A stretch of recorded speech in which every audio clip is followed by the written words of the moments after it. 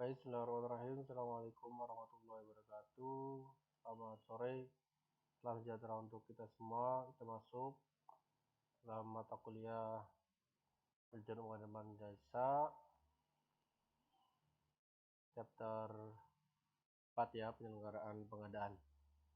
Baik, di dalam penyelenggaraan pengadaan ini ada beberapa yang dibahas, yaitu penyelenggaraan pengadaan, kemudian ada dokumen pengadaan, ya, kebutuhan barang dan jasa, ada spesifikasi barang dan jasa, permintaan barang dan jasa, ada sumber pengadaan, ada kualifikasi penyedia, jaminan pengadaan, dan yang terakhir harga perkiraan sendiri.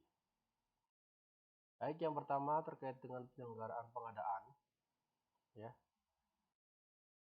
Penyelenggaraan pengadaan adalah seluruh rangkaian kegiatan pelaksanaan pengadaan, sejak perencanaan sampai dengan selesainya kegiatan. Penyelenggaraan pengadaan dilaksanakan berdasarkan prinsip, tujuan, strategi, kebijakan, dan target pengadaan untuk memperoleh hasil dan manfaat yang sebesar-besarnya bagi lembaga, peningkatan ekonomi, dan kesejahteraan masyarakat. Kemudian tahapan penyelenggaraan pengadaan itu meliputi apa saja? Yang pertama yaitu perencanaan, jadi harus direncanakan dengan baik, penganggarannya juga harus sesuai gitu ya, pengelolaan kontraknya juga. Kemudian kalau ada penyelesaian sengketa harus seperti apa ya? Harus dengan kekeluargaan terlebih dahulu, kemudian baru persidangan kalau memang tidak adanya penyelesaian yang lebih baik gitu ya. Kemudian serah terima pekerjaan, dan yang terakhir pembayaran. Kemudian yang kedua, proses pengadaan. Meliputi pengadaan melalui penyedia dan pengadaan secara swaklola. Ketiga, penyelenggaraan pengadaan dalam rangka implementasi program dan pengembangan, implementasi hasil dan manfaat, meningkatkan kualitas pelayanan dan kinerja, memperoleh dan meningkatkan pendapatan, meningkatkan kegiatan perekonomian, dan yang terakhir meningkatkan penyerapan anggaran belanja. Yang terakhir, penyelenggaraan pengadaan tujuannya atau bertujuan untuk memperoleh kesempatan berusaha, ya, menciptakan iklim persaingan usaha yang sehat dan bertanggung jawab, kemudian meningkatkan potensi dan kapasitas nasional serta daya saing industri dalam negeri, dan yang terakhir meningkatkan penggunaan produk dalam negeri. Poin yang kedua yaitu dokumen pengadaan. Ya.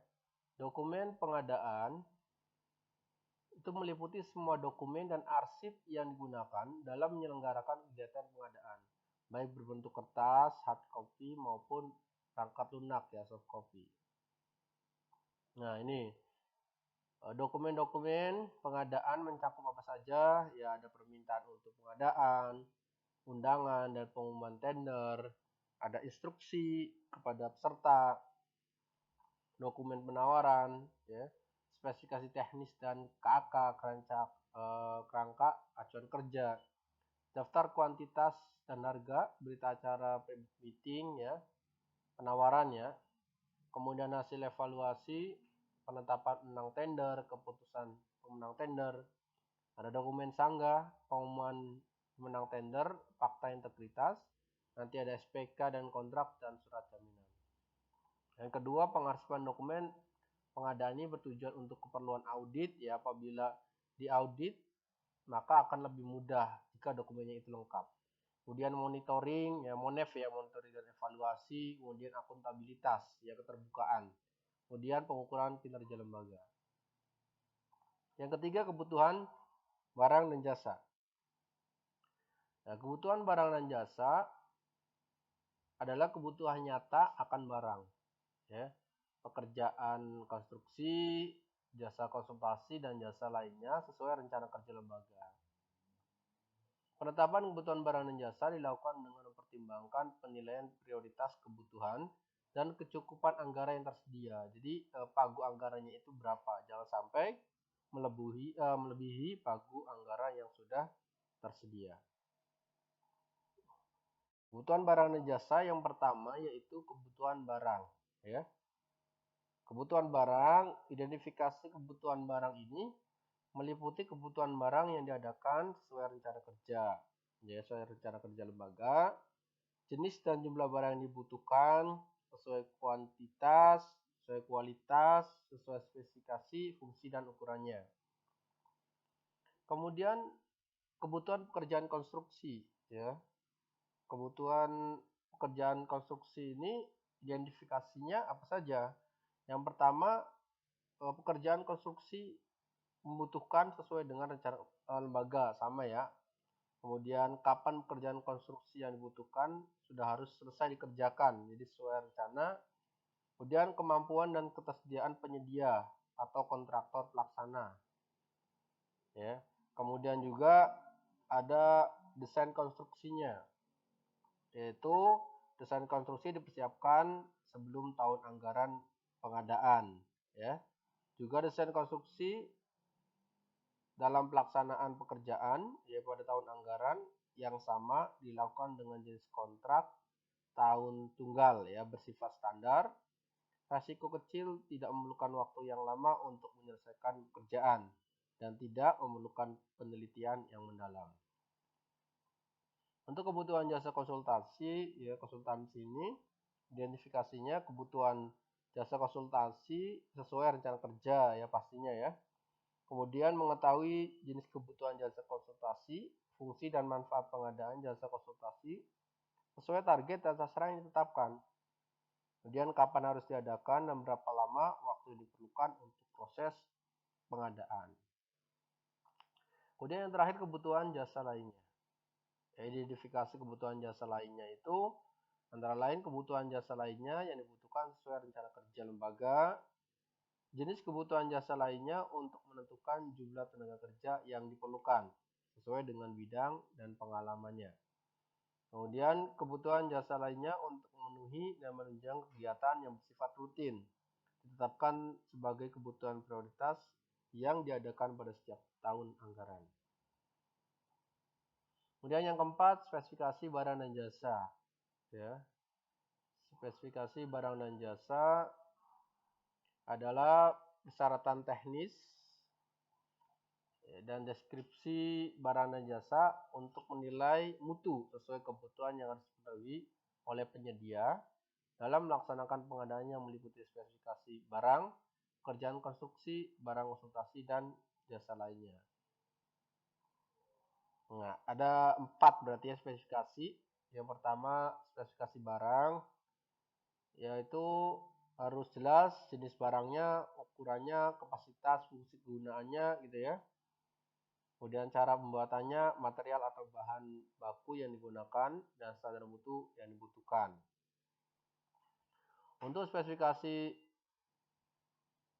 pekerjaan konstruksi, ya, ini bahan dan material juga untuk pekerjaan konstruksi, kemudian cara pemasangan, spesifikasinya ya, penggunaan dan pelaksanaan, persyaratan standar mutunya, kemudian cara pemanfaatan, pengoperasian, dan pengawasan. Kemudian spesifikasi jasa konsultansi. Ini persyaratan minimal biasanya ada pendidikan formal dari tenaga ahli ya. Kemudian sesuai dengan bidang keahlian yang dibutuhkan. Kemudian persyaratan tentang lamanya pengalaman dalam melaksanakan pekerjaan di bidang keahlian atau pekerjaan jenis yang dibutuhkan. Yang terakhir, spesifikasi jasa lainnya, yaitu penggunaan bahan dan material yang dibutuhkan, pengalaman dalam mengerjakan pekerjaan sesuai kebutuhan atau pekerjaan sejenis, standar pencapaian target yang direncanakan, dan standar mutu yang dihasilkan.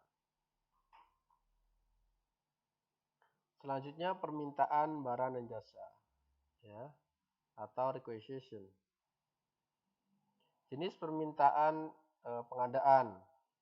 Yang pertama ada standar requisition. Ya, standar requisition itu formulir permintaan standar yang memuat kebutuhan barang dan jasa. Kemudian ada electronic requisition ya. Electronic requisition ini permintaan kebutuhan yang dilaksanakan secara elektronik ya, atau online. Kemudian BOM atau Bill of Material, daftar kebutuhan material yang berisikan semua informasi tentang material. Kemudian sistem general requisition ya, Kebutuhan material dalam sistem pelaksanaan pekerjaan secara terintegrasi, ya mulai dari perencanaan, kemudian rencana kebutuhan material, produksi sampai dengan penyelesaian pekerjaan. Kemudian traveling requisition. Ini stock card ya, memuat catatan tentang nama dan jenis barang, jumlah yang diterima, jumlah pengadaan yang dilengkapi oleh pengguna dengan jumlah yang dibutuhkan dan waktu yang diperlukan. Kemudian yang terakhir stock review dan forecasting. Ya, pemakaian data ya sebelumnya, kemudian formula inventory control ya, pengendalian terhadap persediaan, demand forecasting ya, peramalan kebutuhan. Jadi untuk menentukan apa yang dibutuhkan dan waktu pelaksanaannya ya, melakukan pemesanan ulang atau reorder point ya, serta kapan barang diterima, karena nantinya kan ada lead time ya, waktu tunggu. Kemudian yang kedua, data informasi permintaan. Data informasi permintaan yang diperlukan meliputi ya, ada fungsi pemakai, pengguna atau user, ada tanggal permintaan, jumlah dan jenis pekerjaan yang dibutuhkan, deskripsi dan spesifikasi serta persyaratan kebutuhan barang dan jasa, tanggal dibutuhkan, ada estimasi harga, referensi sumber pengadaan, pembayaran anggaran biaya, tempat pelaksanaan dan penyerahan, dan yang terakhir nama dan tanda tangan pejabat otorisasi. Selanjutnya sumber pengadaan. Sumber pengadaan atau procurement source ya, kegiatan mengidentifikasi dan mengevaluasi sumber pengadaan yang potensial, termasuk lokasi pabrik ya, analisis faktor kompetisi dan kompetisi penyedia. Nah, ini tingkat kompetisi pengadaan ya. Yang pertama ada kompetisi terbuka ya, kompetisi terbuka atau full and open competition ya. Kompetisi ini terjadi bila mana terdapat banyak penyedia yang tersedia dan semuanya mempunyai kemampuan dan memenuhi persyaratan. Kemudian untuk kompetisi terbatas ya, limit competition, ini kompetisi ini terjadi bila mana terdapat jumlah sumber pengadaan yang tersedia di pasaran ya sangat terbatas. Kemudian kompetisi teknis, technical competition, ini kompetisi teknis terjadi bila mana produk yang dibutuhkan merupakan produk dengan teknologi khusus atau produsen ya mempunyai hak paten, hak cipta atau merek, sehingga hanya sumber pengadaan tertentu saja yang memenuhi persyaratannya. Kemudian jenis sumber pengadaan yang pertama yaitu satu sumber pengadaan atau single source ya. Bila mana terdapat banyak sumber pengadaan di pasar, namun lembaga secara selektif dan melalui proses kualifikasi menentukan hanya satu sumber pengadaan yang kompeten sebagai mitra. Yang kedua yaitu sumber pengadaan tunggal atau sole source. Ya, bila mana di pasar hanya terdapat satu sumber pengadaan saja dan tidak ada pilihan lain, ya. Jadi terdapat hanya satu sumber. Seperti apa? PAM, ya, perusahaan air minum, kemudian PLN, ya, perusahaan listrik negara. Yang ketiga yaitu sumber pengadaan ganda atau multiple source. Itu pengadaan satu jenis produk kepada 2 atau 3 lebih penyedia ya, untuk menghindari resiko supply dan ketergantungan apabila terjadi masalah pada salah satu penyedia atau pabrik pembuat. Kemudian yang keempat ya, yaitu supply terintegrasi atau integrated supply ya. Supply terintegrasi ini yaitu penyedia mengelola sistem inventory ya, sistem persediaan, termasuk menyediakan dan mengelola sistem persediaan. Selanjutnya informasi sumber pengadaan. Oke, informasi sumber pengadaan itu ada petunjuk pembelian, buyer's guides ya, yaitu referensi bagi pembeli yang memuat informasi tentang sumber pengadaan berupa nama pemasok, alamat, ya, produk yang dihasilkan, distributor, harga dan layanan pengiriman, dan penanganan barang, shipping and handling. Yang kedua, direktori bisnis atau bisnis directories. Ya, informasi yang diterbitkan oleh organisasi bisnis tentang sumber pengadaan yang mencakup nama, alamat, produk, dan harga. Yang ketiga, buku telepon atau telepon directories. Ya. Ini sarana informasi tentang sumber pengadaan yang potensial, yang beredar sangat luas di kalangan masyarakat. Informasi ini juga tersedia dalam bentuk elektronik maupun di sarana internet. Kemudian yang keempat, ya, Kamar Dagang ya, Chambers of Commerce. Informasi yang diperlukan atau diperoleh dari Kamar Dagang merupakan wadah bagi profesional dan masyarakat bisnis perdagangan. Kemudian yang kelima, asosiasi industri dan asosiasi profesi. Informasi sumber pengadaan diperoleh melalui majalah dan buku informasi yang diterbitkan oleh asosiasi perusahaan industri atau asosiasi profesi. Dan yang terakhir, pameran industri dan perdagangan. Penyelenggaraan pameran industri secara berkala pada tingkat nasional maupun internasional.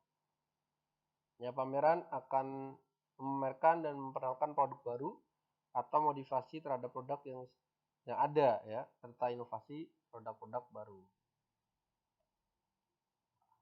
Kemudian masih informasi sumber pengadaan, ada bisa melalui wira penjualan atau salesperson ya, yang memiliki informasi yang baik tentang produk yang dipasarkan. Kemudian sumber pemerintah, government source, ya, jadi beberapa kementerian dalam pemerintahan seperti perdagangan, ya, Kementerian Perindustrian dapat melayani informasi tentang industri dan sumber pengadaan yang menjadi tanggung jawab pelayanan kementerian yang dimaksud. Sumber internasional, international source, ya, informasi sumber pengadaan internasional ini dapat diperoleh melalui Pusat Perdagangan Dunia, World Trade Center, ya, agen impor, misi perdagangan luar negeri, dan asosiasi pengadaan internasional. Selanjutnya ada pemasaran langsung, direct marketing, ya, bagian pengadaan secara rutin, ya, memperoleh informasi berupa katalog atau berupa sarana elektronik tentang produk dan layanan penyedia. Ada pasar produk, ya, merchandise market. Pasar produk, ya, ini dilaksanakan oleh pedagang grosir untuk memasarkan produk yang dihasilkan dan ditujukan kepada pedagang eceran, retail, ya, pada lokasi-lokasi tertentu. Kemudian ada departemen pengguna, internal user department, ya, para penyedia, produsen dan kontraktor ini melaksanakan pemasaran produk dan jasa secara langsung pada departemen pengguna atau pemakai user ya. Kemudian yang terakhir, sarana internet. Ya, ini menyediakan informasi lengkap tentang kebutuhan akan sumber pengadaan dan produk serta jasa yang dihasilkan secara instan ya, ke seluruh dunia. Selanjutnya kualifikasi penyedia. Ya, kualifikasi penyedia. Kualifikasi merupakan proses penilaian kompetensi dan kemampuan usaha serta pemenuhan persyaratan tertentu lainnya dari penyedia. Kualifikasi dilaksanakan secara adil, transparan, dan mendorong persaingan usaha yang sehat. Kualifikasi dilakukan dengan cara prakualifikasi dan pasca kualifikasi. Untuk yang pertama, prakualifikasi. Ya. Apa itu prakualifikasi? Adalah proses penilaian kompetensi dan kemampuan usaha serta pemenuhan persyaratan tertentu lainnya dari penyedia yang dilakukan sebelum memasukkan penawaran. Nah, prakualifikasi dilaksanakan untuk apa saja ya? Nah, yang pertama yaitu pemilihan penyedia barang, ya, pekerjaan konstruksi dan jasa lainnya yang bersifat kompleks, ya. berbuat kompleks melalui pelelangan umum ya. Kemudian yang kedua yaitu proses dengan pemilihan penyedia jasa konsultasi, ya. Kemudian ada yang ketiga pemilihan penyedia pelanggan terbatas.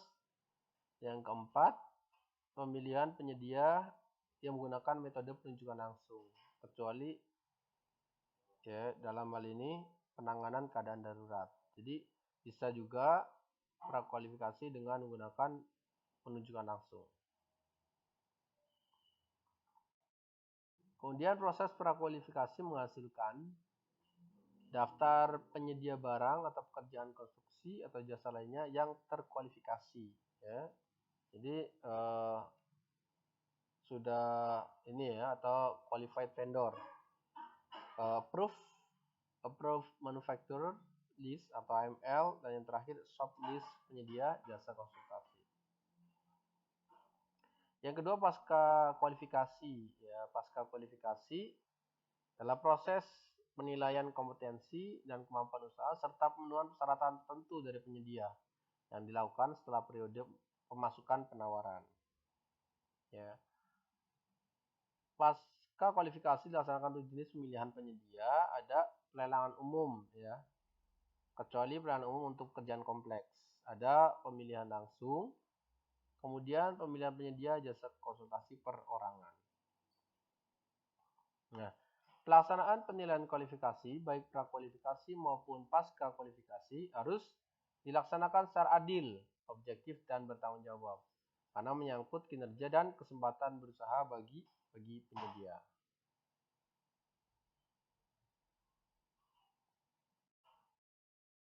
Selanjutnya, jaminan pengadaan. Jaminan pengadaan, ya, atau surat jaminan bond adalah jaminan tertulis yang bersifat tidak bersyarat, ya, unconditional, dan mudah dicairkan, diterbitkan oleh bank umum, perusahaan penjaminan atau perusahaan asuransi kepada penyedia pelaksana pengadaan. Nah, jaminan atas kegiatan pengadaan ini terdiri atas jaminan penawaran atau bids bond, ya, yaitu untuk menjamin kelancaran proses penawaran, ya. Peserta tender memberikan jaminan kepada lembaga berupa jaminan penawaran. Jaminan penawaran terbitkan oleh bank dan institusi keuangan. Yang kedua, ada jaminan pelaksanaan atau performance bonds, ya. Jadi untuk kelancaran dan kepastian proses pelaksanaan pekerjaan, jadi maka pemenang tender sebelum penandatangan kontrak memberikan jaminan pelaksanaan kepada lembaga. Jaminan pelaksanaan juga diterbitkan oleh bank atau institusi keuangan. Kemudian ada jaminan uang muka. Ya, jaminan uang muka ini adalah sejumlah uang yang diberikan oleh lembaga kepada penyedia sebelum pekerjaan dilaksanakan untuk melakukan mobilisasi alat dan tenaga kerja serta persiapan teknis. Biasanya besaran jaminan uang muka ini sekurang-kurangnya sama dengan nilai uang muka yang diberikan. Kemudian yang keempat yaitu jaminan pemeliharaan, ya. Dalam pekerjaan konstruksi, lembaga dapat menahan sebagian pembayaran terakhir sebesar kurang lebihnya 5%, ya, dari total nilai kontrak sebagai jaminan pekerjaan pemeliharaan selama masa pemeliharaan. Itu ya, jaminan pengadaan ada 4, ya, jaminan penawaran, jaminan pelaksanaan, jaminan uang muka, dan jaminan pemeliharaan. Kemudian yang terakhir harga perkiraan sendiri atau APS, ya. APS, ya, atau owner estimate, ya, merupakan perkiraan atau estimasi total harga untuk membiayai pekerjaan yang akan dilaksanakan dalam pengadaan barang dan jasa. Nilai total APS adalah hasil perhitungan seluruh jumlah dan volume pekerjaan dikalikan dengan harga satuan ditambah dengan biaya overhead yang wajar dan beban pajak serta keuntungan. Nilai total HPS bersifat terbuka dan tidak rahasia. HPS disiapkan pada saat pembukaan penawaran harga. Oke, dasar penyusunan APS. Dasar penyusunan APS dilaksanakan secara profesional. Berdasarkan apa? Ada biaya yang wajar, kemudian ketentuan harga resmi, gitu ya, tren harga internasional, harga produksi dalam negeri, dan yang terakhir kesesuaian harga pasar. Kemudian harga perkiraan sendiri pengadaan barang ya, APS pengadaan barang.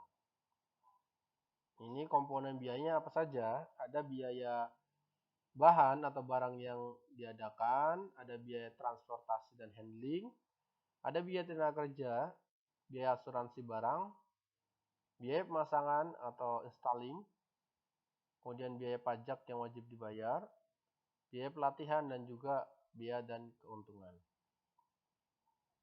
Sedangkan yang ketiga, PS pengadaan pekerjaan konstruksi ya, terdiri dari komponen biaya untuk persiapan pekerjaan. Jadi mobilisasi peralatan dan tenaga kerja, kemudian pembersihan area kerja dan menyiapkan akses jalan menuju lokasi pekerjaan. Kemudian yang kedua atau yang B, biaya untuk melaksanakan pekerjaan konstruksi ya. Jadi biaya pekerjaan konstruksi ini berdasarkan volume dan jumlah seluruh item pekerjaan ya. Biaya untuk menyiapkan lapangan tempat pelaksanaan pekerjaan ya, termasuk untuk penerapan manajemen keselamatan kerja dan lingkungan K3 ya. Kemudian biaya untuk pemeliharaan sampai dilakukan serah terima pekerjaan atau final handover. Oke, selanjutnya yang 4, HPS pengadaan jasa konsultasi. Yaitu komponennya apa saja? Yang pertama yaitu biaya langsung personil. Nah, remunerasi ya. Biaya untuk tenaga ahli, asisten tenaga ahli atau tenaga pendukung. Ya, biaya langsung personil ini dihitung berdasarkan jumlah orang per bulan ya dari tenaga ahli dan tenaga yang lainnya. Ini harga satuan untuk biaya tenaga ahli ditentukan berdasarkan tingkat pendidikan dan lamanya pengalaman sesuai tarif resmi. Kemudian biaya langsung non personilnya yang merupakan biaya untuk kebutuhan perjalanan, biaya sewa kendaraan, dan biaya komunikasi yang dihitung berdasarkan hasil identifikasi terhadap kebutuhan biaya pendukung dan biaya bersifat lump sum ya, atau at cost.